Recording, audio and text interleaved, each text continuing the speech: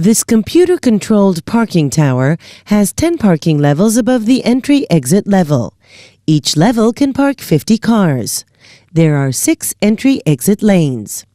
A car stops.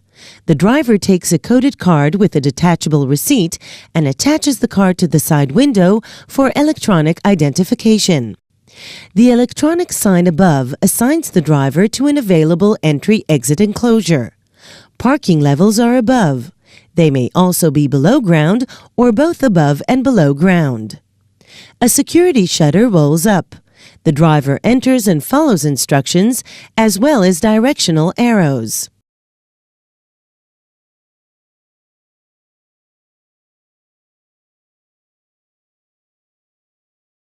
The driver applies brakes and departs through a security door.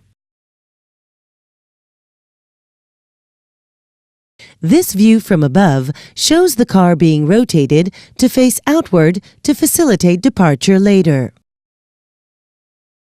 The inner shutter retracts. A transfer forked unit lifts the car and moves it to a fixed fork on the rotating ring. The transfer unit returns to its turntable. The rotating ring aligns a car with the vertical conveyor. A transfer unit lifts the car and moves it onto a forked unit of the vertical conveyor and returns to its station.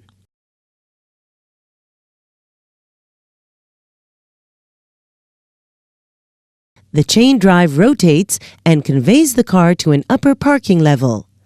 A vertical pallet pivots 90 degrees to floor level. To explain the parking process, parking levels and vertical conveyors decrease from 10 to 5 levels. At entry-exit ground level, arriving cars are moved from enclosures to the rotating ring and from the rotating ring to vertical conveyors. The first parking level above the entry-exit level shows cars rising in vertical conveyors. As each unloaded forked unit reaches the apex, it pivots through 90 degrees and descends vertically.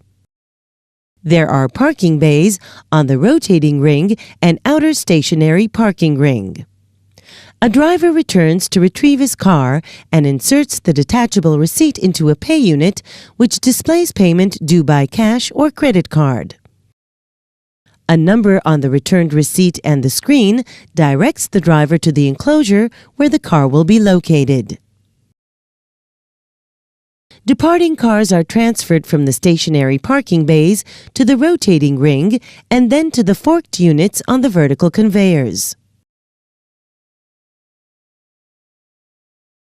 Cars descend to ground level where they are moved to the rotating ring and from there to one of the 9 security enclosures.